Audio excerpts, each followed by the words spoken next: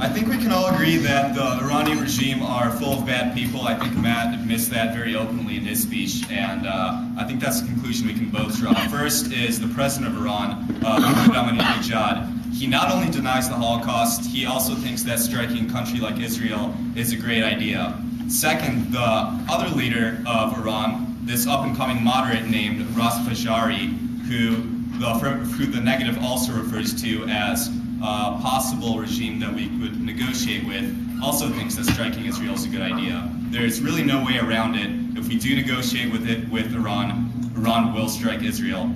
Second, Iran is a state sponsor of terrorism. I think this is very clear at this point. They give money to organizations like Hamas, Hezbollah, and Al-Qaeda, who were the people who attacked us in 9/11. It has already been a case that Iran has attacked us in a way. I think the Hitler analogy is very relevant here, especially given the ties between Hitler's view on Israel and the Jews, and Ahmadinejad's radical views, which are similar. Just the way in which we couldn't negotiate with Hitler during World War II, and it was necessary to initiate a war, it's also very critical to do so here. Third, the Iranian regime is insane. All the things I told you above are reasons as to why we cannot talk to them, why they will not reason with us, and why they have different priorities than we do, why we view the world differently. Fourth, they are hell-bent on acquiring nuclear weapons. It's irrelevant whether they get them in 10 years, or 20 years, or 30 years. The point is, if they do get nuclear weapons, they will strike the United States. If they don't strike the United States, they can sell those nuclear weapons to terrorists. They need the money for other things. Their economy is failing, so they try to get rid of what they produce. Striking is also preferable to diplomacy. There's a couple reasons for this. First, we've been negotiating since 1979 with the Iranian regime. The only things that it has brought is a radical overthrow in the 90s, where Ahmadinejad took power to begin with. It's bred resentment among the Iranian people because they think that America is just there in order to incite different political things within the Iranian system. It's much better to have a strike policy. If we attack the infrastructure and the government facilities, it would not cause massive casualties, it would not cause civilian deaths. What it would do is take out the regime. It demonstrates to people in Iran that we are serious about them having a good democratic government. It'll incite people like reformers within the government to go ahead and make their own regime change. We don't need to occupy it. It'll not be like Iraq. Also, Iran does not need nuclear energy. This is also why negotiations are irrelevant. They do not want our help. All they want is to have the prestige of having nuclear weapons and financial benefits. Also, our military is sweet as shit. We have stealth bombers, they have steamboats. If we strike them, there's absolutely no way that we would have massive deaths. This would not be a troop invasion like in Iraq. We know where the Iran Revolutionary Guards are. We know where their bases are. It's really irrelevant if we know where their nuclear facilities are, because we know where Tehran is. We know how to hit the palaces, and we know how to get rid of Ahmadinejad. And if worst comes to worst, we can just turn Iran into a parking lot. Literally, we can hit them with a nuclear weapon. If we feel that we will lose the conflict on the ground or in the air, it's better to prevent deaths in the future from a terrorist strike with nuclear weapons than allow to have a nuclear weapon to begin with.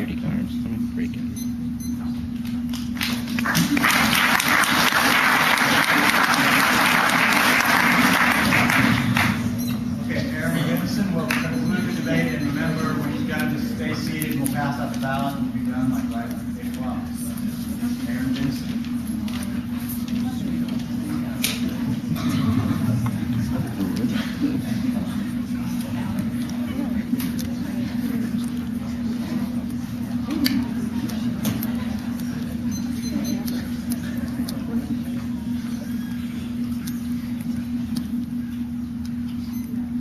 Is right. We have a responsibility to act. When you vote for the negative, you need to be clear. You're not voting for inaction or doing nothing. You're voting for diplomacy.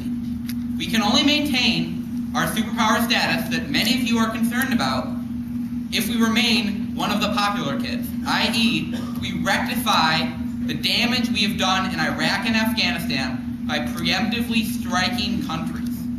Okay? if you think we should act, you need to weigh whether you think a strike will be successful, or diplomacy will be successful, or you think a strike will hurt our image in the world, or diplomacy will help our image in the world. Okay? People are pissed because we arbitrarily choose who has nuclear weapons. Okay? It's not just everything else we do. Nuclear power is important to them. Okay? This whole moderates question, okay? Why would you moderate if someone strikes you? Okay? What would you do if someone lashed out at you? Your resolve hardens. You don't crumble. The people in Iraq did not roll over. Okay? The insurgency is still going on for multiple years. It continues in Afghanistan, where we also preemptively strike.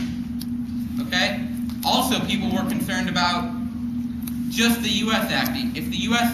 has a diplomatic act, it's not just a unilateral strike, which is the reason why many people are pissed at us. Okay? This whole terrorism thing, the audience is right. There are terrorists all over the world. Okay?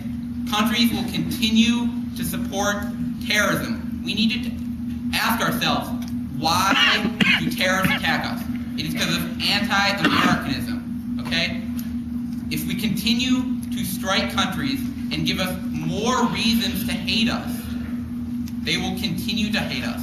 They will lash out at us. There will be a backlash. If we're keeping with Sarah's candy analogy of a lollipop, okay, you need to view our grand bargain as giving them the whole chocolate factory. We're basically like, we will stop sanctioning you. We will not strike you. We will basically give you everything you want if you agree to not weaponize your nuclear power and agree to inspections that ensure that you are not nuclearizing. Okay?